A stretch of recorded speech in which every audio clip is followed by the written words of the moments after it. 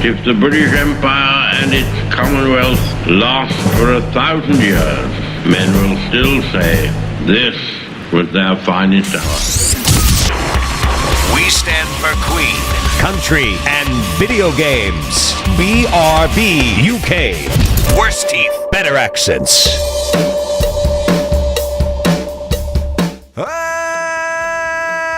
and welcome to episode 291 of the Big Red Barrel UK podcast. I'm Coleman. Hi! And that means there is no Dan. Where could Dan be? Dan. We do not know. Is he under a chair? Is he under a stair? He may have fallen down a hole and not be able to get out.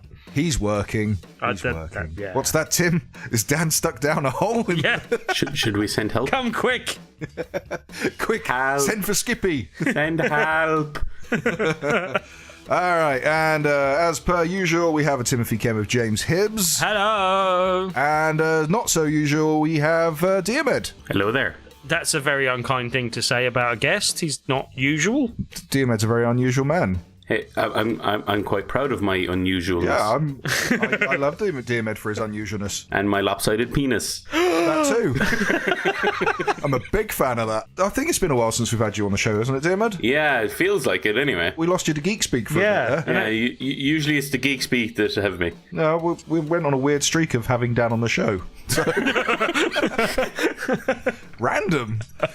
All right, so we're going to kick off with the news, and we got some big old fat, juicy, wobbly, floppy headlines this week. So we're going to begin with God of War. We've all been playing God of War. Yeah. We've all been playing it on PS4 Pros. Yeah. Yeah. Actually, I've played it on both. Ooh. I'm interested. Does it look significantly worse on a normal one? No. Okay. I was actually quite surprised. Because it does look really nice. So we'll talk about it in more detail later, but I've cleared the game, so I decided to go back and mop up. So to make it easier on myself, I've done that in my bedroom because my PC is in here. I can have like maps and guides and where everything is open on the PC on one monitor, and on the other monitor, which is connected up to my old PS4, standard OG PS4, right, I have the game running. So I can kind of play on both, and it looks just as good on a 1080p high refresh screen. It just looks crisp. The difference for me is on Pro, I'm playing it on performance mode rather than resolution. Same. See, I went with resolution because I'm all about the graphics. And the added frame rates, or more stable, certainly, frame rates help me out. So it's again, we'll get to this at the end of the show, but it's not so much that playing it in 30 is annoying compared to the performance mode. It was the slowdown that was annoying me while playing it in graphic mode. See, if anything, I find that helps more than it hinders. Okay. But hey, Okay. There's only been a very few times I've even noticed it, to be honest. So, yeah. Well, Hasn't as well been as the four of us that have been playing God of War, a lot of people have been playing God Hell of a War, lot of it people. seems. A hell of a lot of people. 3.1 million. Yeah, Sony Well- have released the sale figures for God of War, and yeah, as Diarmuid just said, 3.1 million units have been shipped worldwide. Well, within its we don't first know if 3 it's shipped days. or sold, though, do we? We do not know shipped or They've been sold. a bit cagey on that. It doesn't say officially if it's units or if it's shipped units or sold units, and that's the big thing that comes about whenever Call of Duty has a sales figure that gets published by Activision, because everyone immediately jumps on, oh, well, it's units shipped and not sold, so I think you'll find that's units that have gone out to the store and not necessarily out to customers, and that usually means, well, it only ever happens with Call of Duty, nothing else. So Yeah, but no one else kind of rams their sales figures down the throat as much, because it means it's always a big thing, and now they're at the point where if they don't mention their sales figures, everyone's like, well, what were your sales figures? You're not mentioning them. They must be really bad. And, so it's a rod they've made for their own back. Even if we take it from just Sony's perspective, though, I mean, in the past, they've announced figures similar to this. I don't know if they specified at the time either. But just for comparison, you have 3.1 million units for God of War in about 3 days. I think they said launch week, which qualifies as about 3 days. Where in comparison, Uncharted 4 sold 2.7 million in the first week. wow. Right. And Horizon Zero Dawn sold 2.6 after 2 weeks. So that just gives you an idea of how popular God of War is. But I would guess that 3.1 million figure is a combination of units shipped to retail plus units sold digitally. Yeah.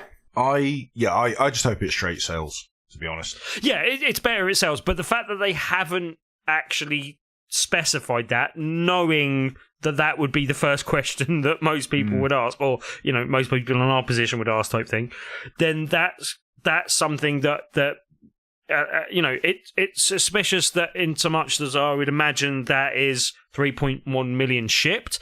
But I will qualify with that it's probably 1 degree more complicated than that, in the fact that it's probably shipped plus physical plus digital sales as well, basically, which would make sense. And also, like, it does mean that it's a harder thing to compare, because if you're only comparing against previous figures that are shipped, or it's different when we're talking comparing with previous figures released by Sony, because they were probably the same thing. But I mean, in terms of comparing it to games on other platforms or from other generations even, it's a harder point of comparison, because I don't even know if it was possible to make 3 million copies of a game in previous generations. Was that a factor? Was that, and how much did that influence how many they shipped previously? I suppose that comes down to kind of when you have those stories of heading to your local game shop and it being sold out of the game, that that doesn't happen anymore, really. It can do, and individual, stores near you can sell out of physical copies, especially if they underestimate demand. But it's just not as much of a problem as it used to be, because you're like, I can't get that on day one, I'll just go home and download it, kind of thing. Or, I'll sit in my office and download it so it'll be ready for when I get home, So that's generally less of a problem than when it was, and in a way that's actually more convenient than like picking up a copy on your way home from work anyway, because then you've still got to install it when you get home. So yeah, I mean, as I said, there's a few factors here that we are kind of having to go on guesswork, because the kind of Sony blog announcement of this didn't really fill us in with the details. But setting all of that aside, this is still good news. This is still them selling an absolute boatload of copies of God of War, and deservedly doing so, because I think it's probably the best game on the PS4. Well, no, it is the best game, I would say, on the PS4, in my opinion. And I would actually agree with you, which we will discuss when we discuss the game later on. But I just wanted to bring up the point, which I think is going to be something that we're going to see a lot of going forward. I think this figure was largely reached because of the marketing strategy, or whatever you want to call it, of releasing reviews like a week or so in advance. Yes. The fact that it was like people were looking at this 94/95 Metacritic for over a week before the game actually released. And I think you're entirely right on that. Exactly. Yeah. Up until launch, even kind of hardcore fans of the series were worried that the game wasn't like the previous games in the series, as in that it might have toned down the combat or whatever. I think the review scores settled a lot of arguments and probably got a lot of those hardcore people on board, as well as people who probably wasn't even on their radar. They were like, how the hell is this getting 95? I have to get this game. And then I've spoken to multiple people that have said to me, oh, looks like I need to buy a PS4 now. Like that, it's that level of, this is helping them sell consoles, I would imagine. I wouldn't be at all surprised if the next sales figure that comes out of them is how many PS4s they sold on the back of God of War as well, basically, because there's the God of War edition, PS4 Pro. I would imagine not only would it sell, there will be a percentage of people that will pick up a PS4 for it, and I've got, as I said, slightly dodgy evidence of just having spoken to a few people that have said that. But as well as that, I can see a lot of people, this being the game that gives them the excuse to finally upgrade to a Pro. And I wouldn't mind. I thought that was going to happen this year, but I was under the impression that was going to be for Spider-Man. I thought that was because that character and that kind of franchise has a lot more kind of scope for and publicity than anything else. I did have a thought halfway through playing God of War. I was like, Spidey's in a real tough position now. It's going to have to be like, I think it's going to be a good game, and I think it'll even be a great game. But it still could be the second best game on PS4 this year. And that's a really tough spot to be in, like, because I don't see how it's going to beat God of War, basically. Well, there's so many games coming out. We're going to talk about Red Dead Redemption 2 at some stage, I'm sure. That's going to have to be, like, I know Rockstar can make special games, but that's going to have to be, like, knock it out of the park special for it to be my game of the year currently, which is God of War. Yeah, and they're making some of the right noises on that in terms of slightly changing their approach to open world game design and stuff, which is exactly what I want them to do, because I want them to take that formula to the next level almost, kind of thing. And I think God of War does that in a way as well, no? Like, for me, this is exactly how I like an open world game. It gives me Stop. Leave that for the end of the show. We're talking about flipping sales figures. Yep, sorry. Right. What I wanted to say yes. the last 10 minutes. Sorry. Right. God of War has become PlayStation 4's fastest selling franchise, fastest selling game since the console's launch. Yeah. That's brilliant. And it's also, if you remember, like, there was a big Star Wars game that was meant to come out that was meant to be a very Uncharted-like type game and got cancelled, with the whole thing being reworked for games of service, open world, internet connectivity. So this is a blow to that, and more of a win in the side of single player, story driven, slightly linear, games. Well made games. Also, but yeah, exactly right. Loot boxes. Yes. Now let's talk about loot boxes. Because last week we recorded a day early. I don't know if we mentioned that in last week's show, but because of that we missed the news that in the Netherlands they have a council body that have been assessing whether loot boxes are gambling, and they said that some loot boxes are gambling and therefore illegal by their well, I think it was 10 games? Well, they assessed 10 games and they didn't really say what those 10 games were, and no, I think they didn't say what the 6 games that didn't, like, that passed it, kind of thing. But 4 games failed their tests of already existing laws, basically. So this week, designed to combat gambling. Also, those laws were before online video games, apparently. Yeah, looking into it. But anyway, this week Belgium have jumped in on the on good old Belgium to the rescue. Good old Belgium. They got waffles and they've got the power to make loot boxes illegal. So the Belgian Gaming Commission, they have looked at Star Wars Battlefront 2, FIFA 18 Ultimate Team, Overwatch, and Counter-Strike Global Offensive, and they found that Star Wars was not in violation of the country's gambling legalization because EA stripped out all the loot boxes, but all the others, they're illegal. They're against the law. They're contraband in Belgium. But right, our government is dragging its heels on actually doing anything about it, which is no surprise on 2 counts. One, because they don't have time to do anything constructive with Brexit looming over them, and 2, like, it's not something they were ever particularly good at, was jumping, or not even jumping on, but actually actively being proactive towards doing anything digital or anything of that nature. I did say, though, and I feel this, like, this is obviously 2 countries, Belgium and Holland, that are, they're not exactly, and no disrespect to them, but they're not exactly the biggest gaming markets in the world, basically. I would imagine a company the size of EA could just go, all right, we won't sell our games in your country then, F you. But what I hope this is a thin end of the wedge, and other countries then jump on this. It'd be good if, obviously, the EU actually backs this, because then that's, a whole collection of countries that actually troubles them. Being in a collective together, that kind of helps sometimes. Stupid Brits. Anyway, but then, yeah, like, so that's one of those things where, as I said, these 2 countries in isolation might not be able to do anything about it, but if other people see this and come on board and do this, it's good in the fact that something's getting done about it. I think it's bad in the way that it's exactly what I said. If you don't do something about this yourself, if you don't self-regulate, then someone that understands your market less than you do will come in and make this a massive problem for you. Like some of the language that they have used in how they assess this and how they arrived at these decisions and which games failed and which games didn't. I'm like, the language you've used there could be used against, like, there's nothing to differentiate some of the stuff that they're calling loot boxes, in inverted commas, from a random in-game reward.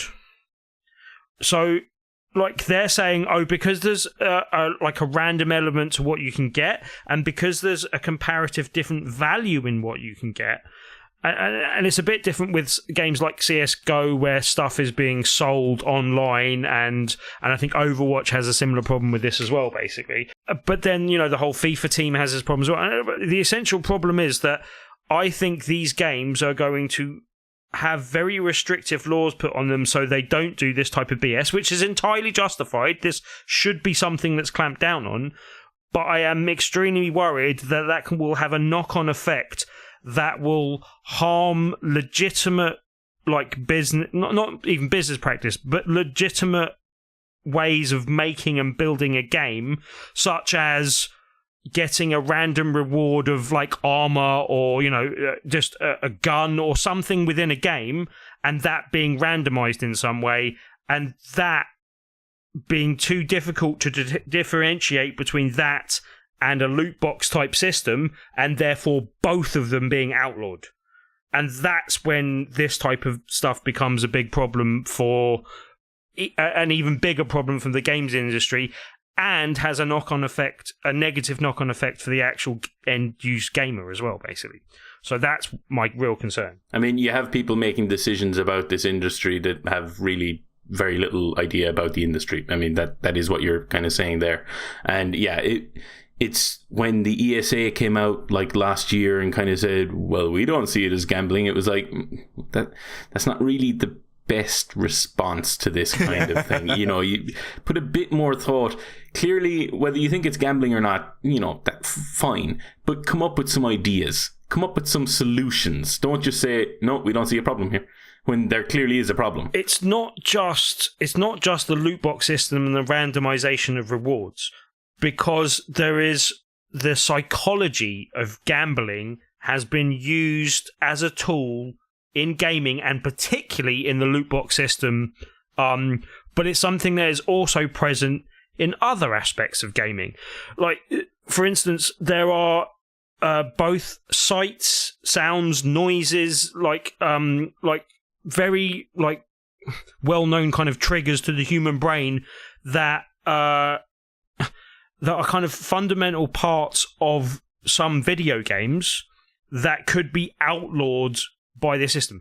The one that makes me think of things is Peggle, right? That is essentially it's very hard to distinguish that from Pachinko, and Pachinko is essentially gambling. But there is no one that has played Peggle that knows that game well that would say that is a gambling game. But the game itself intrinsically use sights and sounds that are very reminiscent of gambling type fruit machines and slot machines and other things like that. That literally, like, the Ode to Joy that plays at the end could be arguably described as very similar to the kind of response you get from winning a jackpot on a fruit machine. Like, and that is where this becomes an even bigger problem if someone is stepping in and regulating things without understanding that there is a difference between those two things. Let's see what happens. I don't see anything good really coming from this. I do like putting some sort of regulation there. I've yet to see a politician nail regulation on the first attempt. Yes. Like I say, my solution to this is, like, get the proper gambling authority on this in the UK, and I want to see FIFA 19, and half of the cover is a yellow border that just says, when the fun stops, stop, gambling alert. No, when the fun stops, buy DLC. Yeah, warning for children. When the fun stops, go to Pez. Anyway, the last big headline we got this week is Red Dead Redemption 2. Like today, in fact. Today, the day we are recording, they released a brand new trailer for Red Dead Redemption 2. Shiny new trailer. Tim likes shiny new trailers. He's not particularly bothered about Red Dead Redemption, as I understand. No, right. I accept that the previous one was a good game. Yep. My enjoyment of it got interrupted by my console breaking for the 84th time or however bloody time it was that my Xbox decided to break down. Mate, and so I stopped playing the game and I never went back to it. So yeah. It's not that I don't like Red Dead. It was also the fact that before I got to actually get even a chance to jump back into it, someone spoiled the ending for me, which is apparently one of the best endings in a video game according to a lot of people. And so that really kind of knocked the wind out my sails a bit. It's not at all that it's a bad game, and this is one that I will still be excited for and get caught up in, the excitement for the general release of, because it's a Rockstar game and they do big, exciting things that are interesting to see. So I am excited for this game, basically, is what I'm trying to say. The original Red Dead Redemption is probably my most played game on the Xbox 360, thanks to the amount of fun I had playing it online. So I've been very excited for this game, especially after the amount of time I put in on GTA Online as well. Probably spent as much time playing poker in the original game as I did playing the original game. No, Liar's Dice, mate. It's all about Liar's Dice. As soon as they added those games in the online mode, I was so happy. Not only do I get to go in and shoot people, now I can go in and play games as well. Brilliant! And then you'd play a game of poker or Liar's Dice, and then someone would come in and shoot you. So that was the thing. Anyway, there's a sequel coming. Diarmuid, are you excited? Yes. Oh, that's hesitant. Okay, I was actually having a discussion with this with a few people. When this trailer dropped, I watched it. I wasn't exactly blown away by the trailer, but then I haven't really been blown away by many of Rockstar's trailers. They tend to just leave the gameplay do the talking, and the gameplay has always been stellar. So I'm to be honest with you, I don't know. I think I wouldn't necessarily argue with you that strongly, but I think a lot of people would. Yeah, potentially. I have been wrong before. Yeah, because a lot of people go crazy for these trailers. The first big Red Dead Redemption trailer where they went through the land and were showing you the trains and hijacking, basically just not giving you any sense of story, just going, okay, so this is the old West is dangerous, and there's cowboys, and they're Michael, they're Dre robbing, and all this kind of stuff. That was what sold me on the game. I didn't even know the game was coming until that trailer, and then on seeing that, day one purchase sort of thing. Yeah, but that was more of a tone piece compared to this one. This one's trying to give you at least some sort of a setup of the story, Yeah, but it kind of showed you, wasn't this the first time we'd seen a young John Marston as well? He was like everyone kind of, because they were dealing with the same gang from the first game, but this is a prequel. Dutch's exactly. gang. You would have everyone assumed he was going to make some sort of appearance. This was just confirmation of that. But to be honest with you, it wasn't the trailer that kind of didn't say, or that's why I hesitated. It's more GTA 5. Okay. I love GTA 5. Brilliant game. And I also love the online. However, I am fearful that Rockstar learned the wrong lesson from it. If you remember, GTA 5 came out and it was originally just a single player component. There was an online component that was coming a few months down the line, and there was multiple delays, and when it did come out, it wasn't great at the start, and then eventually they added in all the pieces, and then they added in heists, and now it's, everyone bloody plays it, and there's like 90 million units of the bloody thing sold. Hello. But that'll just give you an idea. It's a brilliant game, GTA 5, but I remember at the time when there was conversations about single-player DLC, because The Ballad of Gay Tony and The Lost and the Damned did really well. And they released that multi-pack, if you remember, as well. And those games were brilliant. But I would wager not as well as not as financially rewarding as just doing lots of stuff for the online was, probably. But that's my point. And that's what I'm hoping they haven't learned from this, because what I hope they haven't done, because online is such a huge boon for them now, with the original GTA, because they knew they weren't getting online out at release, they still kind of focused on that story quite a lot. And it was a very good story, a very good campaign. Probably not the best. I still think San Andreas probably had the best campaign. But anyway, it was still a very good campaign, very good single-player game. And then the online came out, and obviously that became such a huge hit that the rumored single-player DLC that I think I remember seeing like rumors of the Franklin voice actor having recorded a lot of stuff, and he was kind of hyping up the single-player DLC, and then nothing happened. And then they kind of came out afterwards and said, yeah, we've no plans for single-player DLC. We're going to focus on the multiplayer. But wasn't it that those are the reports that because all three of the voice actors reported that they were back in the sound booth shortly after the game's release, and then slightly towards the online coming out, and then about 3 years after that, Rockstar finally came out and went, we're not doing single DLC, bugger off. Yeah, it was kind of one of those cases Get where off my lawn. I was hoping, and the cynical part of my mind was kind of saying, no, this is definitely the case. I was hoping it wasn't due to the fact that they diverted resources away from doing a potential single-player story DLC or even a standalone add-on. But don't you think this will still be a massive single-player game? Like, I don't think they'll have, thrown the baby out with the bathwater in that respect as well. You're probably less likely to get single-player DLC, but... My point, though, is I'm worried that seeing as they're not going to have the same sort of, at least they haven't announced anything, they're not going to have the same sort of kind of delay between the game coming out and the online component going in. It's going to be their day and date, I'm assuming. I'm hoping they haven't diverted resources away from the single player to make that robust out of the gate multiplayer component. How many years is it since GTA 5 came out? Oof. Is it a decade now? No. GTA 4's been a decade. GTA 5. Right, okay. Because was it GTA 4 they announced that they've pulled a load of music for recently? Yeah, that's GTA 4. Right, okay, right. Yeah, and that was the David Bowie song that's coming out. David Bowie and a bunch of other stuff. Unfortunately, all the Kanye West music's still in there. Oh, excellent. Don't get me started on him. Anyway, that's my brief explanation of why I'm kind of hesitant. I'm still looking forward to it. I want them to nail that story because, as you say, the first Red Dead was a brilliant single player game, and then they released like Undead Nightmare and the multiplayer component of it on its own. They were a lot of fun as well. But for me, I'm buying it to be a single player game. Yeah. Is there any reason they can't do both though? Doing the online stuff doesn't necessarily preclude them from doing more single player DLC, no? They absolutely can. However, my only worry is if they want, and which I believe they will because that's their moneymaker, if they want their online component to be robust at launch with lots of content for people to do, and they want to do a single player game, they've never done that before, if you think of it.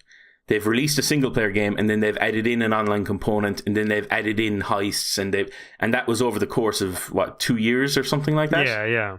It'd be nice if they then possibly did the release of the game, kind of release of the multiplayer or kind of ramping up the multiplayer, and then revisited the single player some point afterwards. I think that would keep everyone happy, and then pull in more people that were only interested in the single player content to start with, type of thing. I'm hoping they stagger the. It wasn't because in Red Dead Redemption you didn't get the online component until you got to Mexico, didn't you? And that was a fair whack into the game's story. Yes, I think you're right on that, yeah. It's about a third of the way in or something, wasn't it? Yeah, I'm hoping they do something like that. If it's release day and date, then I hope they do something like that again. Or if they, although that was dangerous, or they stagger it like they did with GTA. Well, even GTA was, you couldn't get into the online until you played how many story missions or something? It wasn't that much into it. It was only like 2 or 3 story missions in, and then you could play online. But that makes sense because you don't want people coming into the game that've got no idea what they're doing anyway, no? Like, it seems foolish to do so. I know some people would. That's the point of it. But at the same time, I love Red Dead Redemption. It's one of my favourite games of all time. Like, I played a lot of that game and a lot of single player and online equally. But when I first started and I got to Mexico and I unlocked the online, I went online and I didn't come off for months. It took me a very long time before I actually finished and completed Red Dead Redemption because I was too busy mucking around online. I love that online. But unfortunately, it's not going to be that same online. I know it. After the success of GTA Online and just how much money that's made for 2K, That's going to be, it's going to be like this microtransaction laden fill type thing. Possibly, but I do really like the idea of Wild West heists. Yeah. That does sound good. And I've already unlocked... I know I'm playing it, because I've already unlocked bloody golden pistols through GTA Online that I'm going to play in Red Dead Redemption 2. So. Yeah, let's go rob a train, guys. Let's just do it now. Let's go rob a train. Let's go take Southern down. Why rob a train? Why not just sell this gold pistol I have? It's useless. The barrel melts every time I fire it. Gold's not a sustainable metal for weapons, you idiot. Anyhow, we're very excited. I'm very excited. As I said, I am excited for the game. I will be playing it day one. It will have to sort of twist my arm a little bit to get really stuck into it, but I think it has the potential to do so. So as long as your PlayStation doesn't overheat, and you've already bought a new one, so you're sorted already. Yeah, I'm good. There you go. I'm good. He's just going to have ice packs all over it. Sure, it doesn't. Anyway, John Marsden though. Yeah, good. Glad I saw him. Was there anything else from that trailer that particularly stood out for you guys? Or I mean, so there's been reports following. There's going to be dynamic weather and all this kind of stuff that's very similar to GTA 5. There's no mobile phones, I understand. There's more wildlife, because that was one of the most fun and infuriating things about Red Dead Redemption was the wildlife. Like any moment you could be hunting a mountain lion or a bear, or if you were playing the Undead Nightmare version, like unicorn or Bigfoot or something. But as well, you could very early in that game, I was just quite happily plodding along, through the deserts of Mexico, and then all of a sudden, a mountain lion comes out of nowhere and just takes down my horse, and then I'm in the middle of nowhere going, well, that's me boned. I'm going to take a long walk back now. Welcome to the Wild West, Coleman. Yeah. Oh, the best one is life was hard. If a snake strikes your horse as you're galloping along, that is the best. Because you just fall down and you have no idea why. Well, I suppose it was a snake. Snake killed my horse. Now I've got to walk back into town. This is going to take an hour. I wonder if Rockstar were kind of like, we're getting all of these reports of people, like horses just stopping dead. Let's just introduce a story that it's a snake, okay? Yeah, I don't think they've released too many details yet, but do you think they're going to do a similar thing that they did with Grand Theft Auto 5 in terms of having multiple characters' perspectives? Potentially, because they one of the big things is this is meant to be about the gang. Now, exactly. That's what I thought it might. Yeah. They've made one of them a kind of a primary character, though. At least he's appeared as seemingly the protagonist with what's his name, something Morgan. I think. I just know him as Morgan. So yeah, but Morgan Freeman. It's also kind of exciting. Brother. The trailer does seem to suggest that there's a woman in the gang as one of the members. Yeah. Oh, Arthur Morgan, by the way. Yeah. Yes, Arthur Morgan, that's right. There you go. Is she playable, for instance? No, that would be interesting. That would be interesting. I mean, because there's, especially when GTA 5 came along, and that GTA 5 was at that point, there was a lot of hassle in the industry about female playable protagonists. Especially, I think Assassin's Creed was the big one, because Ubisoft came back and went, we can't make female protagonists. It costs too much money. Yeah, it's too difficult to animate them. We don't know what they look like when they walk. Sadie Adler is the name of the female character, by the way. Right. Yeah, GTA 5 came out and they went, why are none of these multiple characters female? Why can't we have a female character in GTA? And then I believe Rockstar's PR then came back and said, well, we don't want a female character doing these nasty, nasty things. Yes. Like, ooh, you delicate little sunflowers. So, it would be, I think this would be a good way of combating that. That all seems to have died down over the years, because we've had some kick-ass female protagonists since then. But, Sadie Adler, I wouldn't mind playing as her. I think it would provide another level of interest in having, especially in having possibly a female character, and that providing a slightly different perspective of the West in general as well. So, yeah, it could be interesting. Also, if you notice that John Marsden in this trailer looks a lot like, what's his face? Norman Reedus. He's got the ratty hair and the good face. Housewives love him, that kind of... Anyway, I am very excited for Red Dead Redemption 2. It comes out in October, so I'm going to clear a month for that. Yeah, you and the rest of the games industry, I think. Oh, yes. Okay, so we've got a couple of points of interest. These are the quick bits of news we like to burn through. So a couple of announcements. Nintendo Online, that's gone quiet lately. But apparently during one of Nintendo's earnings reports calls, they said that the Switch's online service, they're going to have more details coming public of that next month. Probably in their E3 presses type things. Yeah. I would suggest not presses, before then. but they're Yeah, You reckon? I think a pre-E3 Nintendo... E3 is not the Nintendo place to Direct talk stuff. about your online service. No, but but what I'm saying is that the Nintendo Direct that they generally put out around the time of E3 is where I think they'll announce this. No? Okay, but That's the one what I was trying to during say. E3 I don't think should be this one. Okay. Yeah, agreed. I think they'll announce this beforehand, get the kind of the not the ugly stuff, but the facts and The nuts and figures, how bolts much of you're it going sort to of thing, yeah. pay a month and what you'll get and all that out of the way, and then they can basically focus on Smash for the actual Direct. Yeah, and apparently this year is going to be a big focus on Smash Brothers rather than anything else, which says to me we're not getting a port of the Wii U version, we're getting Smash Brothers. You reckon? Yeah, I reckon. I'm pretty bloody hopeful. I still say I reckon it'll just be a slightly polished up version of that one, possibly with a slightly different graphic engine so it looks different. Well, it wasn't until we got news that the E3 is going to be focused on Smash Brothers for the Switch that told me this is a new version of Smash Brothers. Yeah, but don't you think they do that either way? They know they're going to sell millions of copies of Smash. But then why would you need to be a big focus of E3? Because that will help them sell even more copies. No, shut up, Tim. Yeah, exactly. They did the same thing with Zelda, if you remember. They almost all of their boot space at E3 was taken up with Zelda consoles, whether it was Wii U or mostly Switch. Yeah, and then last year was Super Mario Odyssey, wasn't it? Exactly. Yeah, They took a little bit of that setting over to EGX. right, but what else are they going to make a big fuss over this year as well? Well, that's the thing. At E3, they could have made a big fuss over Mario Kart 8 Deluxe. They could have made a big fuss over that, but it was a port, so they didn't. So there is precedent for them kind of not focusing on a port. Now, is there anything else for them to do other than this? I don't know. Also, just to kind of go against myself and play devil's avocado, but when you got Smash Brothers, because E3 is no longer the press event, it's a public event. Smash Brothers is a pretty good one to throw out there. Yeah. Focus on, but it still tells me it's a new game. It's a new game. Give me a new game. I'll okay. be buying it either way. I don't. Yeah, exactly. That's my point. Anyway.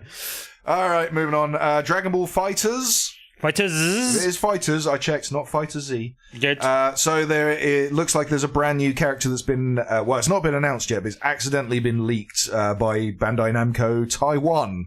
Who via their official Facebook page, they released a trailer a little bit too early, and it shows that the new character that will be coming out will be Vegito, but a Super Saiyan God Vegito. Neither of you know what that is. I have no idea what that means. I honestly thought it was a typo. I was like, I don't know many Dragon Ball Z Dragon Ball Z characters, but I thought it was Vegeta or something. That's fine. I will appeal to you, Diarmuid, as you put up the most recent Dragon Ball Fighters trailer up on the website that shows the two characters getting fused because of this mystical earring that they're wearing. Okay. Mystical earring. Did I hear that right? Oh yeah. There's two ways of fusing, Tim. There's a fusion dance where they do a little dance and then they say fusion. The natural way to fusion, I and presume. if you do it at the same time in the exact if you've got the exact correct amount of parity, then you will fuse together and create an all-powerful being. Oh, I hate it when that happens. So that's what they were doing during the trailer. I just thought it was some weirdness that, I was like, well, it's Japanese. But that's temporary. The other way is Right. if you wear these two earrings, you will fuse into one person and you'll be stuck like that forever, is the idea. So this one... just be Vegito- careful what earrings you wear in Japan, is what you're saying. Exactly Never wear that. two earrings. So Vegito is the fusion of Goku and Vegeta. But this version, there will be Super Saiyan God, which was the blue-haired Super Saiyan. So what's Vegemite? That's an Australian version of Marmite. Right, okay. Jesus. I did not expect that one coming. Anyway, I am excited. I love Dragon Ball Fighters. I need to play that with you. We need to play that, Coleman. I just got Broly as well. We got to fight with Broly, Tim. Who? And Bardock. I got Broly and Bardock, Tim. Are you excited? Are they lawyers? Bardock is Goku's father, and Broly is the legendary Super Saiyan. He's never they've never been a legal company or no. Bardock and Broly. Okay. Limited. And associates. Bardock and Broly and the Associates. Yeah, I like that. Bardock, Broly, and Crane. All right, and we've got some release dates. Paladins. You may have heard of Paladins. It's a free-to-play shooter. It has been in early access for a year and a half now. It's officially going to get its launch on PC, Xbox One, and PS4 on the 8th of May. Is it just me? Is that a long time to be in early access? That is a long time to be in early access, but it's a piece, There have been games in there longer. But yeah, I think the new standard is a year or less. But that's like most of a development cycle kind of thing. I mean, anyway, right? I guess it makes We don't want to come out of early access too, or beta or alpha too early, because you might be Marvel Heroes. That's true. Also, this is the game that started out as practically an Overwatch clone, and then they started adding and changing enough that it kind of became its own game. Yeah. Right. So, they probably needed that time to change all the code so they don't get sued. Anyway, 8th of May, if you want to pick that up and give it a go for yourself, it's free to play. And also, we've never figured out what the actual pronunciation is. Lumines remastered. That's got a confirmed release date now. Originally, they stated some point in May. The studio, which is a lie. Yeah, it's now a lie. Lie! It's been confirmed as the 26th of June. Tim, you had a go at it. Did you both have a go at this at Rest? No, I think I played with Neil. Basically, we had a quick 2-player game, and it became quite quickly that I'd played a lot more of that game than Neil had.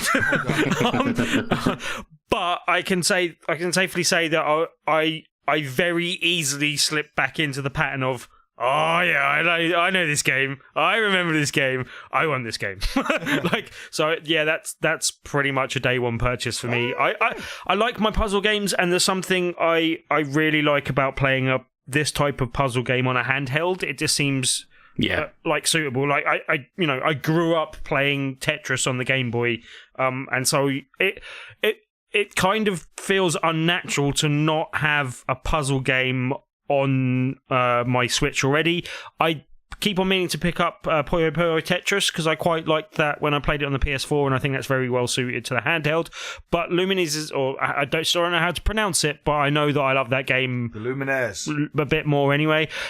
If you just described it to me, I would have said, well, it sounds like a musical thing and I have to do things in time with the rhythm. That sounds like a terrible thing that I would never go near, but I really love this game. It's probably one of my favourite puzzle games of recent years, probably. So, yeah, really good. And puzzle games are generally one of my favourite genres as well. So, good. Yeah. All right. And also, FIFA 18, we'll get back to that again. That is getting an official World Cup update. Now, you may remember, it used to be that FIFA would come out, and then half a year later, the World Cup update would come out, and that would be a separate game. And then at some point, they tried to trial releasing it as a DLC update instead, so they charge you half the price of a full game for the content instead. Now it is completely free, and it is releasing on the 29th of May, and it's probably free because they're making all the money from Ultimate Team. Right, that's exactly what I was about to say. What's the point in selling DLC? Right, it is good, and I'm glad that is the case.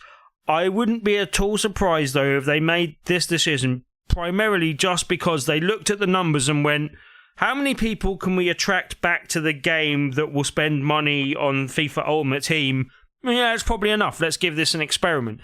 To the point where, and this is something where that loot box thing comes into the equation a bit, because I'm quite happy for basically, and I'm happy and I'm sad in two different ways. I'm kind of happy for other idiots to pay for this as long as they can afford to pay for it. I'm not happy that they're getting some of this money through children they're encouraging to gamble, kind of thing. So there's two sides to that. I'm happy idiots that can afford to pay it, not happy for people that are being preyed upon to do so, kind of thing. But I can see that throwing a spanner into the works for this. I would have thought that this was a plan to see how effective this would be, to the point where they might consider doing it with the main game. They might consider giving the whole game away for free just to attract more people to play FIFA Ultimate Team. Well, when FIFA Ultimate Team becomes illegal worldwide, then they won't have a choice.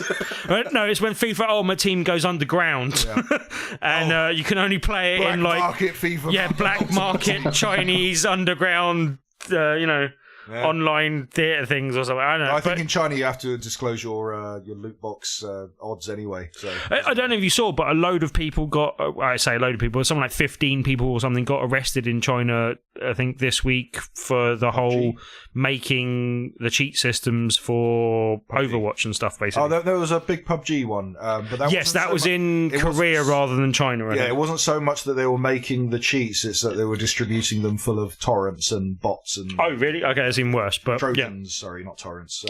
Anyway, a couple of updates left over. So Battlefield 1, if you remember that, the first expansion, They Shall Not Pass, is free right now for PC and console players. DLC is available to download free on Origin, the Microsoft Store and the PlayStation Store. This is limited for 14 days, which I think now will be about 12 days. Mm-hmm. But once you've got that expansion, it is for keeps. So even if you don't have the game, just download the DLC because it's free. You might pick up the game at some point without even noticing. It might be a PS Plus thing, and then you've got it ready in your back pocket for future. Good. Nice thing from EA. Square Enix has also announced that the limited time Final Fantasy 15 Half-Life pack will now be available on Steam indefinitely and made available free for all players of the PC version. The Half-Life pack, I don't know if it extends anything further than the costume change, but you get a Gordon Freeman costume. It's your stealth Half-Life 3 reveal. That's it. This is Half-Life 3. Final Fantasy 15 is Half-Life 3. Yes. That's awesome. It's been Half-Life 3 all along. Was it Final Fantasy 13.2 or 13.3 that they added in all the N7 costumes? Because they looked pretty good, and I don't even play Mass Effect. I'm just seeing a picture of like Final Fantasy character drinking a cup of coffee, staring at all the pictures of like Half-Life 3 characters and stuff like that, and then dropping the coffee in slow realization when they realize Final Fantasy 15 has been... Is this like the usual suspects in your Yes, that's where I was going. That's where you were going. Fair enough. Fair enough. Gabe Newell's making the game up on the spot, just looking at objects around. By the way, massive spoilers for Usual Suspects. To be fair, my wife still hasn't seen that. I need to make her see that one day. Gordon Freeman is Kaiser Soze. Podcast. We figured it all out. Someone phone Gabe. Don't you see? There is no Gabe Newell. And lastly, Steam. Talking about Steam, PC games, Steam has added the Nintendo Switch Pro controller support on their latest beta. Nice. So the controller itself, we spoke about this a while ago. Before the console's release, in fact, Switch's release, it was already confirmed that the controller was completely supported by PC, works with Bluetooth. It's a great little controller for as light and flimsy as it is, for as expensive as it is. But anyway, Steam didn't support it, and now it looks like with the latest beta update, it will. Not only that, it supports, I don't know if it supports the Amiibo functionality, but it definitely supports, because that would be fairly useless anyway, I would imagine. Yeah. But it definitely supports the motion controls, which I found interesting. So, okay. That's interesting.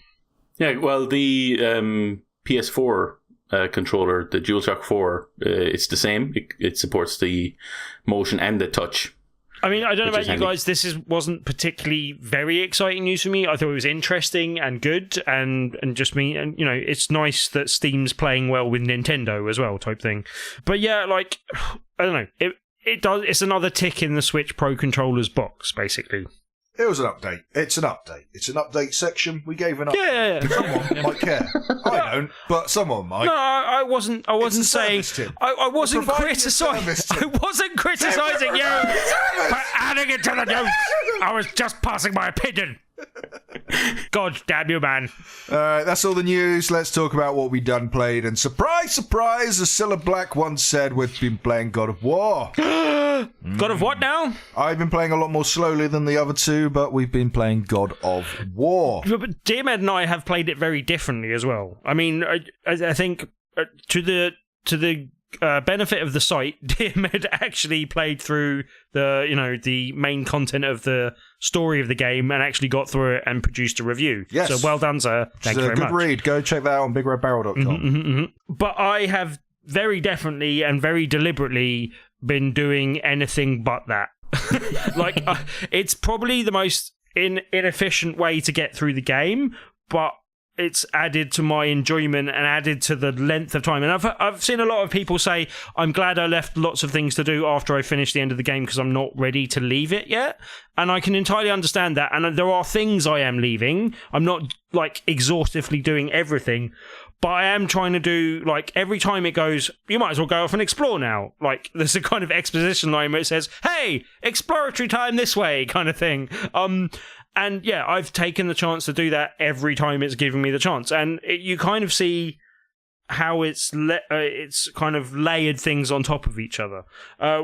Without giving too much of a spoiler, there's more stuff revealed as you get later into the game, basically, type of stuff. But that happens consistently throughout different areas of the world, and I think it's really intelligently handled and really well done.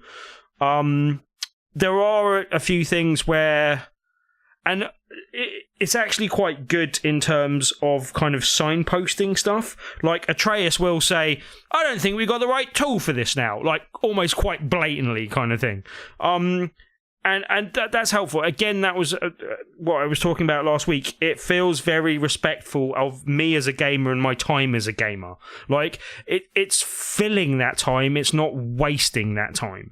And this is another one of those things where it does tell you, you can go and explore now, or you can go do the story, but it also is very good at signposting, when and where there are things that you cannot do yet, basically. Yeah. So I've definitely appreciated that much. Yeah, me too. I've found myself in rooms where I'm throwing my axe at random objects, thinking that that looks interactable, and at some point Atreus, he just goes, well, that's clearly not doing anything. Let's move on. Let's go to another place, Father. And that's become really helpful. I like as well. He's got that kind of Last of Us Ellie type vibe to him, whereas he's not easily killable by accident. I have quite often found rooms of poison clouds that you have to throw your axe at a thing to deactivate and then move on.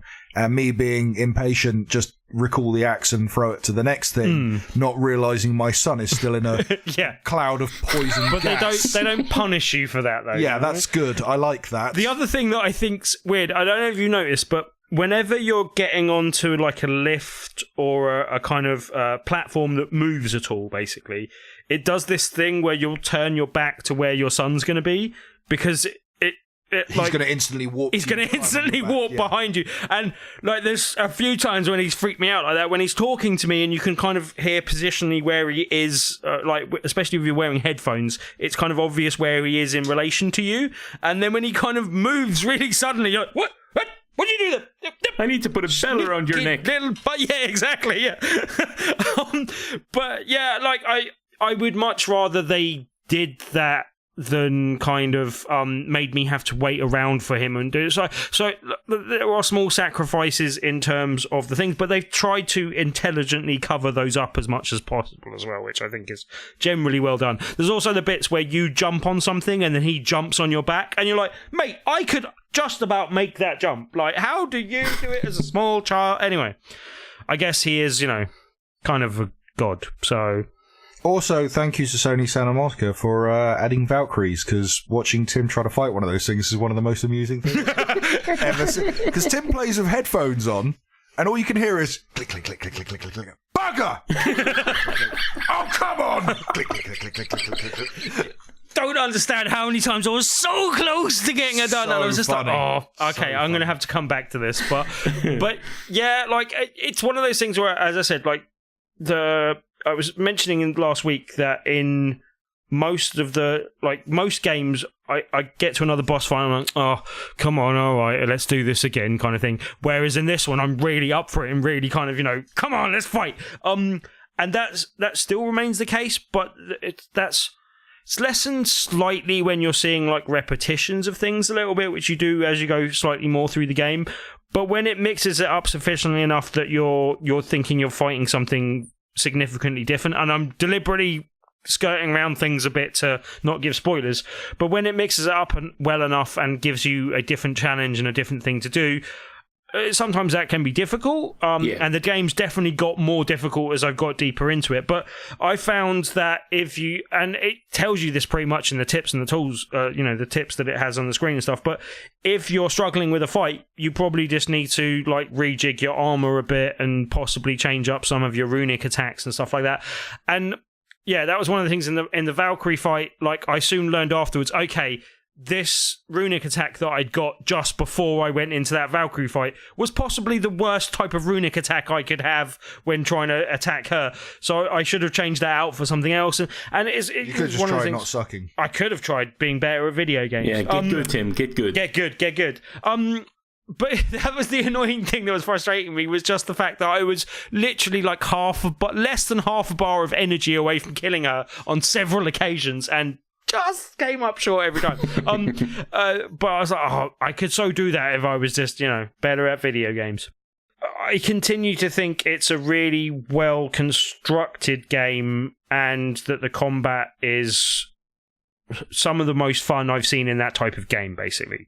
Good. Well, dear man, you were on episode 133 of Geek Speak last week. You were talking about, or was it the week before? You were talking about God of War, and then you got your review up, of course. So now you've actually finished it. How are you finding?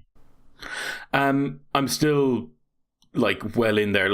As soon as I'm finished recording this episode, I'm going back out to the sitting room and I'm playing more God of War. Of course. I think we're all in the same boat on that one. So no, I've got to edit the show. Oh, well. My situation is actually, I think, fairly similar to you guys, so I don't know how you guys have managed this, but obviously my housemate, big gamer as well, Sean, he also got the game, and we didn't want to both be playing the game and kind of spoiling each other, because we kind of sit next to each other out in the living room with two TVs, so I played a lot of the game on my PS4 in here. In my bedroom with the regular PS4, not the Pro. So I played a lot of it in here while he was out at his PS4, kind of playing through the game. And because I kind of wanted to get through the story as quickly as possible, that wasn't so much I'd love to say that was so I could write the review quicker, but that was more to do with the fact that I just wanted to get the story, because I kind of... You didn't want spoilers, basically. Well, didn't want spoilers, but I was just hooked. I wanted to know what happened next in the journey, and I was like, I could go do side missions. I did, I have, Atreus does mention, do you want to go do something else, or do you want to keep going? I was like, no, I want to keep going. I want to see where this goes. And I just kind of kept playing it that way. Whereas my housemate played it very similar to you, Tim, and he mentioned when we were both finished with the game, he mentioned that he almost would have preferred to go my direction with it. And for one reason, and that's because during the mainline story, it's very cinematic. There's scenes are set up. There's the usual kind of things that you'd expect in a movie, of moments of high tension versus kind of dips and lulls to get your breath back before it ramps up again. And it's really well paced. Whereas he said that when he played the game, he would often do the side mission stuff, encounter an enemy, like a new enemy that he hadn't faced before, beat it or whatever, then go back to the story, and when that enemy appears in the main kind of game, it has a kind of almost like a mini cinematic, and it kind of puts a bit more tension in it, but because he'd already fought it kind of takes that slight bit away, which obviously I didn't experience, so I couldn't really talk about that in my review, but I did kind of that was just something that he mentioned, and it's purely because you kind of mentioned the way you played it. I went through, as I said, mainline the story, and once I'd done that, I went back and I played all of the side content. And at the same time as, wanting to mainline the story, there was part of me, and I probably shouldn't have felt this as I saw the quality of the game, there was part of me thinking, well, that's optional. That's you don't need to do that. But going back to it, ties in so well with the actual story. There's so many of the side missions that talk about you meet, again, without spoilers, you meet ghost characters that have issues with their sons or their fathers, or something that reflects back on the relationship of the main story. and it all kind of feels like it's all tied in. So it almost feels like they've designed it so that no matter what way you do it, whether you do it my way or your way, you're still getting that focus on the story being the relationship between Kratos and his son. Yeah, and everything does fit in well and kind of, you know, as you say, is kind of reflective in both directions. But I also feel that, yeah, there are times in the game when I'm happier being directed down a more linear path, and there are times where I'm happier to just go and wander around. And it kind of depends on how much time I have available to me and all that type of stuff. Like, I don't like getting stuck into one of those major story cinematic bits if I know I'm going to have to save and go to bed at some point type of thing. I mean, and I don't like feeling like I'm having to rush through that to you know, finish and go to bed. I've been really busy at work, and this is one of the games that I know how good this game is because I've been staying up past my bedtime, in inverted commas, to do so. And I can't do that anymore. I'm getting old. But yeah, like, I literally have difficulty lavishing enough praise on the game. There are things that I've kind of noticed a bit more, and to say that they're like full-blown criticisms is a bit harsh, but there are some times where I'm like, oh yeah, here's a tip in the you know, the book, and I really love the way they do that. Just generally, it's Atreus taking notes of the encounters that you've had and the things you've learned from doing that. But sometimes it's like, oh yeah, this new enemy type and this and that. And I was like, that was a new enemy type? I thought it was just one of those things. I killed it before I even had a chance to see any of its attacks, so I had no idea, kind of thing. I mean, and sometimes I feel that some of those enemies are a little bit unnoticeably different. Yeah, they tend, like, a lot of them, like some of the first enemies you meet in the game they're called Draugr. If you've watched the reveal trailer, they're like the first enemy that Kratos comes across. The thing is, if you actually look at them before you go into the fight, a lot, especially later in the game where they've added in a lot more variety to the enemies, you do notice there are different types. Yes. Not only because, like, one of them might be holding a massive hammer, but others are like, they will sprint at you instead of kind of, you know, fighting kind of slowly. They'll actually just kind of flame, almost like Johnny Storm in Fantastic Four. They'll flame on and then just run at you. Whereas other enemies stand back and they start flinging like fireballs at you from a distance. So you kind of have to worry about all different types. Yeah, but there is a bit of the whole, these are the fire type enemies, these are the frost type enemies, these are the poison type enemies. You know what I mean? And it's just a bit like they are slightly different versions and kind of reskinned. And like, I'm almost criticizing it because I've heard similar criticisms, and we made similar criticisms of like Destiny in the past and stuff like that, and that can be labeled that, but that doesn't stop me having fun in the moment-to-moment combat, though, kind of thing. I mean, like, part of the reason that I don't notice the difference is I'm so caught up in tearing things to shreds, kind of thing. You know what I mean? Like, yeah, like, for me, the combat only gets more challenging, but in a generally good way, and gets more varied and has like more nuance to it and more elements to it that as you get further into the game and as you kind of open up those tech trees and buy more things. But that's one of the things, like, just without giving too much away, did you like completely fill out those tech trees before you got to the end of the game when you didn't play any of the side content? Not fully. So, right. Like, most of the way. To the point where I never felt kind of under pressure in terms of not having enough. But I did fill out as much as I probably could have just doing the mainline quest. I filled it out. There are unlockables that require you to do the side quest stuff. Yeah. And that's the thing. I think I've probably got not necessarily better stuff than you from having, you know, and this is something you're probably in a better position to judge than me, having done it one way and then gone back and done the other bits. But I'm guessing that you don't necessarily have better quality stuff because that probably comes from the main portion of the game. What I'm guessing is that I have a greater variety of stuff which could benefit my style of play more than the stuff from the main game. I would say so. I mean, largely what you do in the main story is get the main bits of gear that you need to progress past particular areas, mainly the story. But then when you do the side stuff, you're getting gear that prepares you for that side stuff. So by the time, if you're like, as you're playing, by the time you get to the end game, you will have a far wider variety of things, but that doesn't necessarily mean that it'll make it any easier.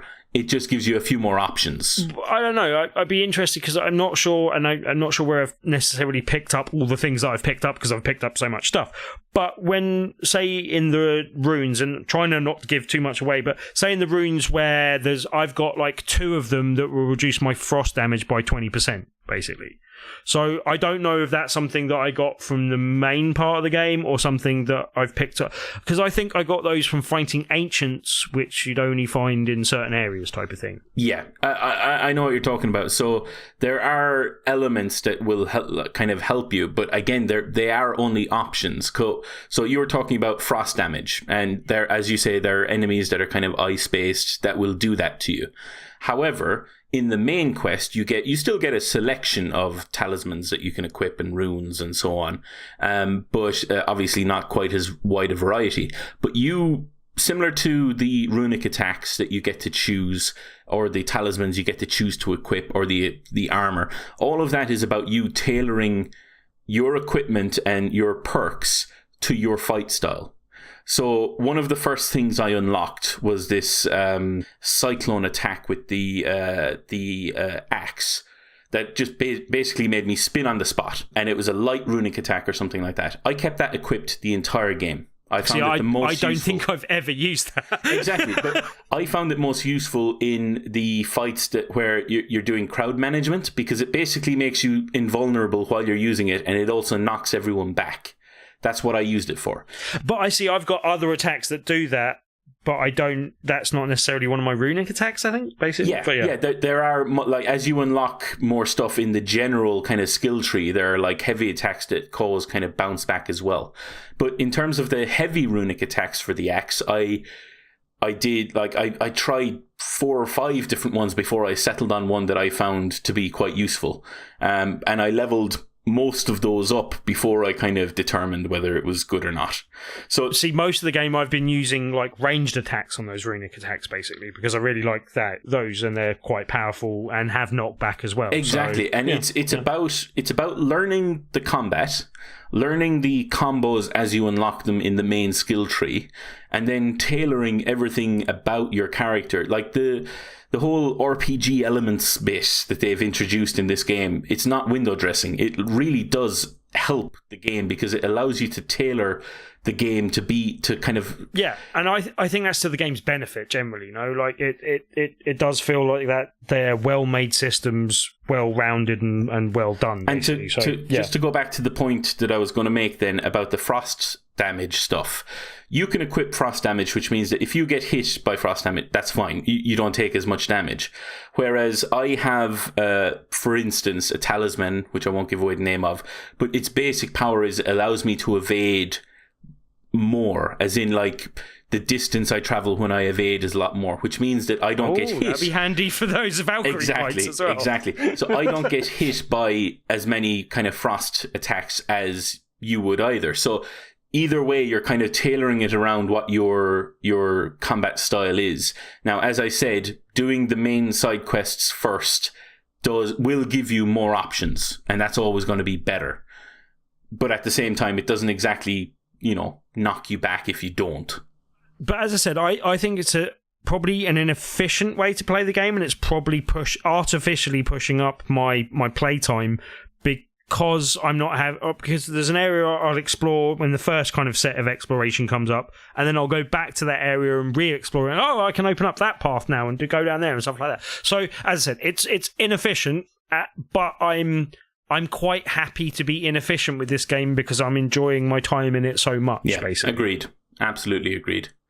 And what I like is there is plenty of kind of post-game content, not only because I didn't do the side stuff, but like the Valkyries that you're talking about, they are pretty much post-game content. They are kind of stuff that you kind of go back to rather than try and fight during the game, because otherwise you end up shouting bugger lots. And I heard that, and I was so close to doing. I was like, I want to do this now, kind of thing. But yeah, I will go back. Get good, scrub. But yeah, I mean, continues to wow me. I will hopefully, get my head down and actually finish it this weekend. But it's one of those games where I'm like, I almost don't want it to end. And I will say this much for it right now, this isn't a story spoiler at all. I'll simply say I can't wait until more people finish it, because I really want to discuss the story. Whether that means a spoiler cast or whether that just means general conversation. I definitely want to do a spoiler cast for it so other people can enjoy that conversation. I smell a spoiler cast coming up. But it's weird because it's kind of like some people. It was very respectful of God of War when God of War first came out. There, everyone was like, "Don't spoil any of God of War. Make fun of Dad and Boy, and that's about it." Yeah. And then Infinity War came out, and it was kind of like the internet went, "Well, I can only keep one thing a secret." So I've been seeing more and more God of War spoilers, sadly, before finishing the game. So that's been fun. Just on a note, Infinity War. Damn, that was good fun too. But hey, yeah. Anyway. I've also been playing a game that isn't God of War. My God, Coleman. It better be a good one. I've been playing Harry Potter and the Quest for Complete and Utter I said a good one, Coleman. Sorry. Harry Potter and the Curse of Microtransactions. Harry Potter and the worst case of mobile game out there. Harry Potter Hogwarts Mystery, it's called. We spoke about this a little while ago, just giving the release date, really, and talking about the trailer and stuff and the voice actors and things that are in there. And I happened to mention that I was quite excited for this game, not because it's a Harry Potter game. I know nothing of Harry Potter. I've tried. You know nothing, Harry Potter. I've mentioned this before, and it's become a funny quote in the past. I thought that I'd seen all the Harry Potter films. Turns out I've just seen Order of the Phoenix a lot. Goblet of Fire a lot. I've seen one of those films a lot. But anyway, but it wasn't because of that. It was more having an RPG on my mobile phone. I quite like the idea of that. Just jumping into a story, getting something, not so mobile, not so free to play. Here's a bunch of microtransactions, all timer, all that kind of stuff. I think the fact that when this was announced and they kind of said, "Oh, these are all the voice actors that are going to be in it," and they were all from like the films, you were kind of like, well, this is clearly a higher budget mobile game, so it's not going to fall into the same usual mobile phone game trap. How foolish you are! And seeing that, like, a lot of people slated the screenshots and the trailers and stuff because it looked like garbage, but it's a mobile game, It's not.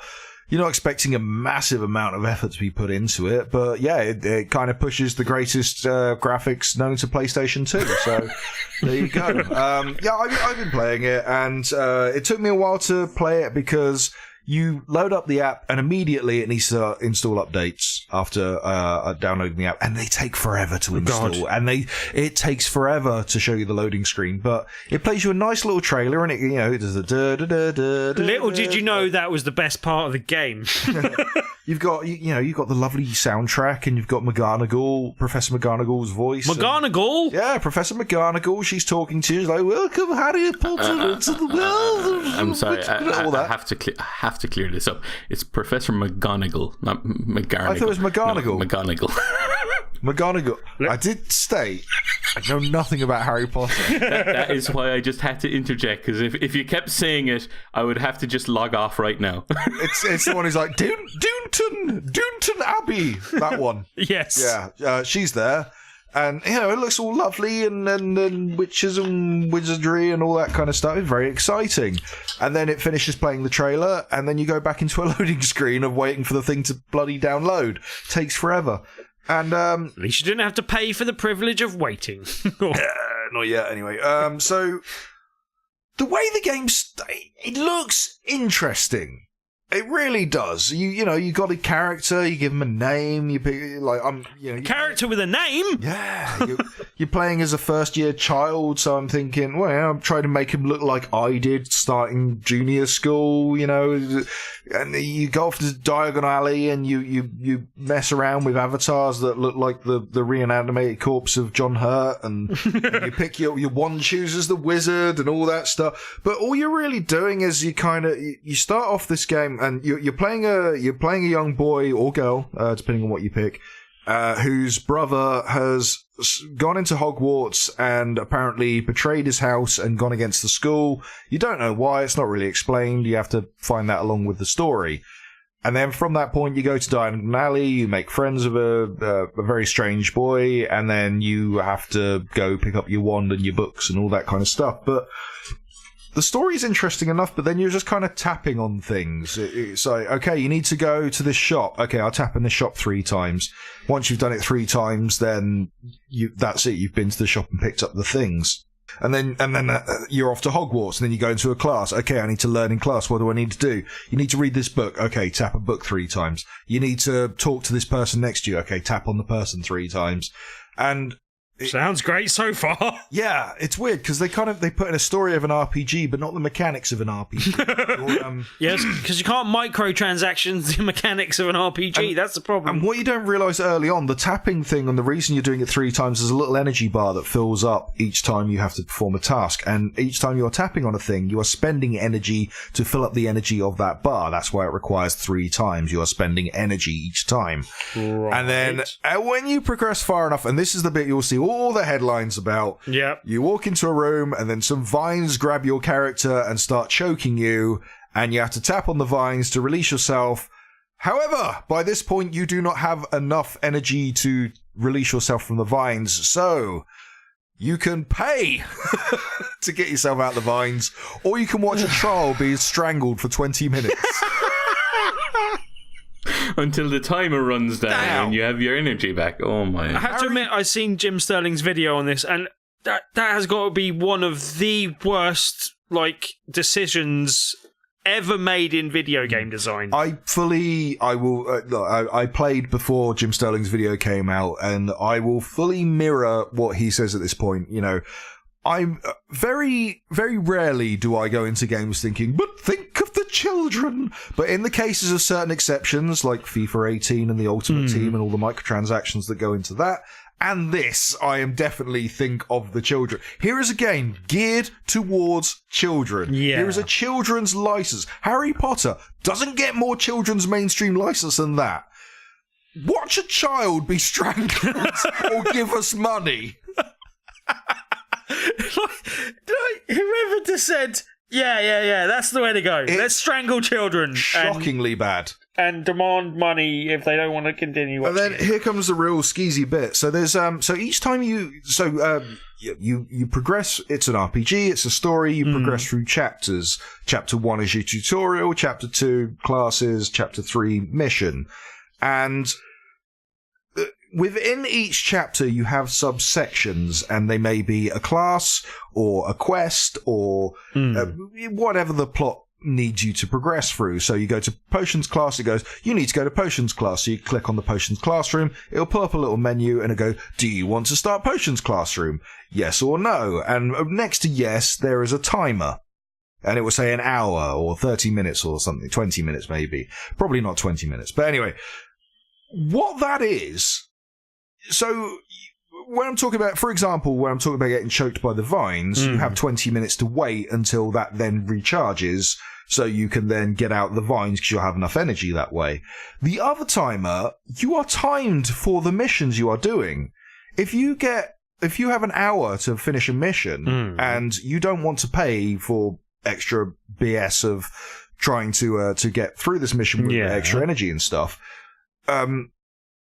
you have a specific amount of time you have to complete this mission. And if you don't complete that mission, whether you've paid money or not, it resets. And you start again. Okay, yeah. That's some high-level grade bullshit. That is some high-level grade BS. That's ridiculous in my book. And this is a kid's game. I have a question, Mr. Coleman. Yeah, okay. What? Other than why am I playing? Yeah, why the flip are you playing? But what kind of, and it's a question about the game rather than a criticism, but yeah, what kind of age is this set in? Is it post Harry Potter, pre Harry Potter?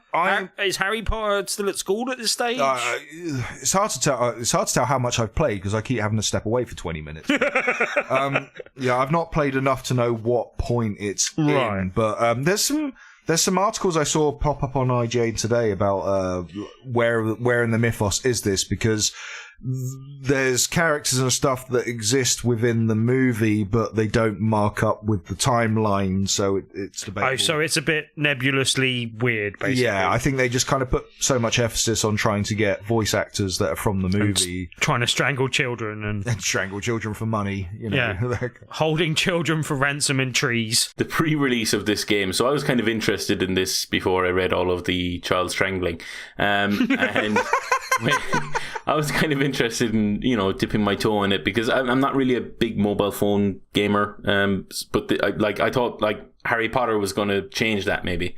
And before release, they kind of were saying that this is set a few years, like 5 to 6 years or so before Harry Potter gets to school. So it's kind of that window between that makes his sense. parents being there and him being there. It's kind of in the middle of that. Okay, that makes sense. That would make the most sense from. So another big problem, and this is I've realised over the years, this is a very London problem for me to have, but this is the reason I stopped playing mobile games mainly. Underground? The Underground. Yeah. When you have a game and you go, I'll play a game on the London Underground, you need a connection. You need a connection of some kind. If it's Wi-Fi or 3G, 4G, 2G, something, you need an internet connection. And when I'm thinking, I'm going to play me an RPG, and then the first thing you see is, you can't connect to the internet. A single player RPG. Yeah, I know it's an anti-piracy thing. Yeah, I was going to say, just so you know, anything with microtransactions will have that functionality, because otherwise they will be, massively pirated and ripped off, and the economies will be broken. This is one of the many reasons why mobile gaming isn't a viable. There was a point where there was arguments. A lot of people arguing because of the kind of Facebook culture of Farmville and all these types of games, throwaway games, and the same kind of translated to mobile games. Oh, if you're a mobile gamer, you're not a real gamer, you're a casual gamer. Yeah. And it was a weird stigmata that kind of happened at the time. And people tried to argue. I tried to argue on the side of mobile games. There's some really good mobile games out there. And then over the years, they've just been fizzled down into complete and utter... It's the fault of the microtransactions and that model. The problem now is that you cannot depart from that model on mobile. If you try and sell a game at a reasonable price for the content that you're putting in it, you will suffer. You know what I mean? Yeah, and I'll keep going back to it. Chaos Rings, which was an RPG, a proper JRPG. Right. A proper... below AAA, but still a full-fledged game, voice acting, writing, story, proper JRPG. It was made by the same studios as Final Fantasy, published by Square Enix on iPhone. They made 3 of those games, I think. I probably can't play them anymore because of version updates and stuff over the years. But they were £15 on release, and that's cheaper than a full-fledged game. That is probably the right place for a handheld JRPG. Yeah, but They did not sell well on release. No, and they won't. And I think it's actually next to impossible to put out a game at that sort of price on mobile these days. Yeah, and it's a shame because it is we're advancing in technology on mobile phones, but we are stuck in this loop of free to play absolute rubbish.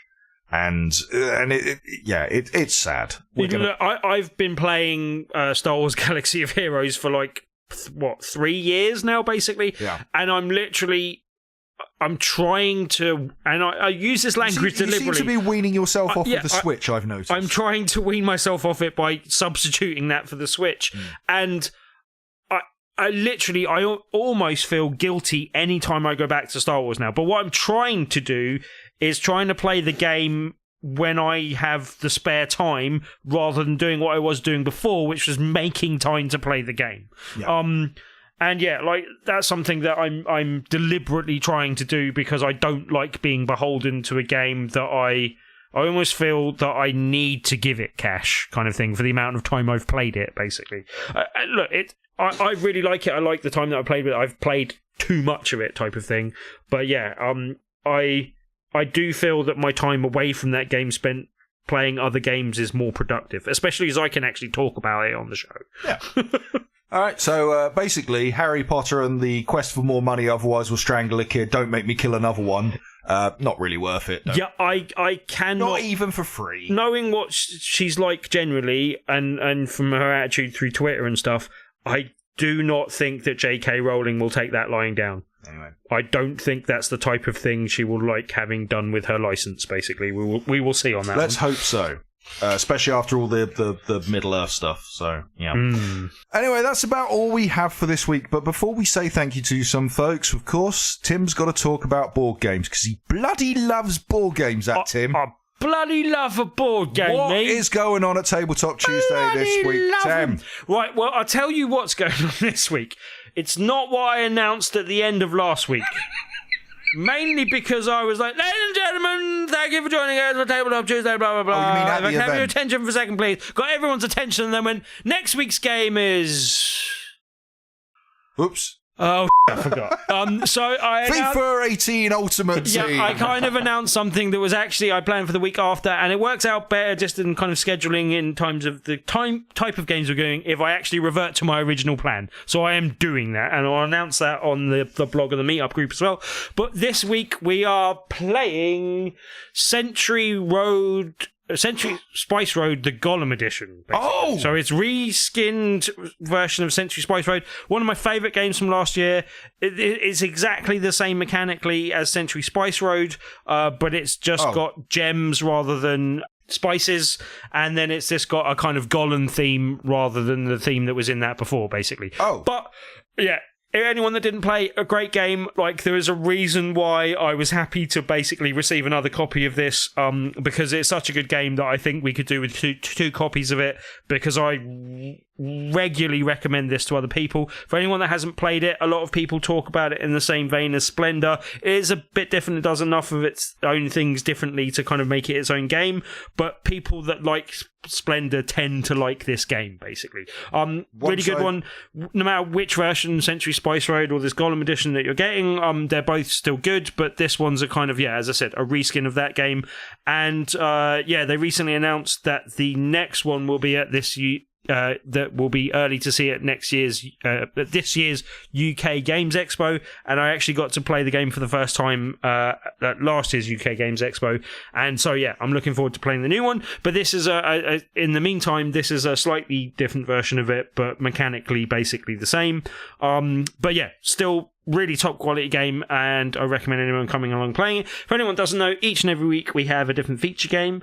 If you play that feature game that evening, you have a chance of winning a copy of that game at the end of the night. So if you come along and join us in the Loading Bar in Dalston, then you can possibly win yourself a copy just by playing it that evening. There are more details on BigRedBarel.com on the top left-hand side, or you can join our meetup group, which we have more than 1,600 members in now, and that is at meetup.com. That's meat with 2 E's before Coleman jumps in and starts munching away at meat or pepperami or whatever. I mean, we're an hour and a half into recording. Okay.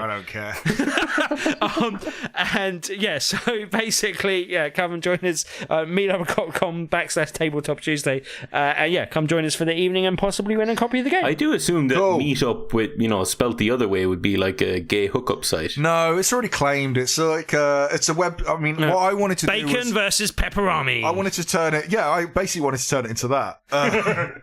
You vote up your favourite types of meat, and then we'll set competitions on them. But unfortunately, it was already purchased, and it's like a hamper site. Okay, I think you buy meat hampers. I think you would have made more money as a gay meetup site. Just saying.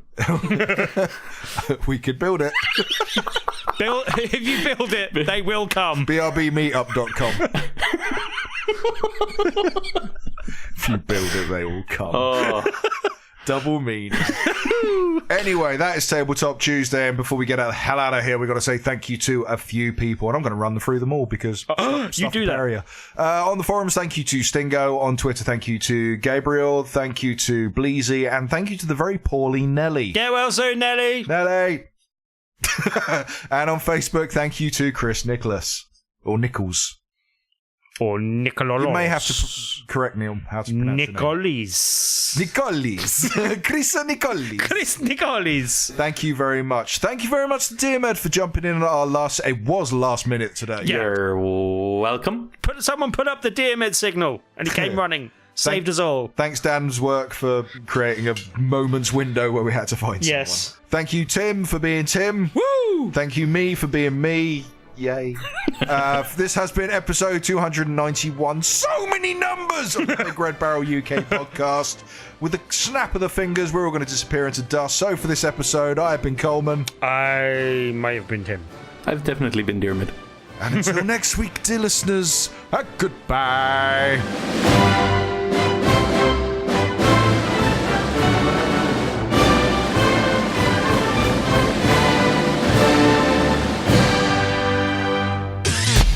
You and your ears are quite welcome. For the podcasting goodness that you just heard. Why not roll on over To BigRedBarel.com. for more podcasts? News, reviews, and videos from the biggest, reddest site on the internet. BigRedBarel.com.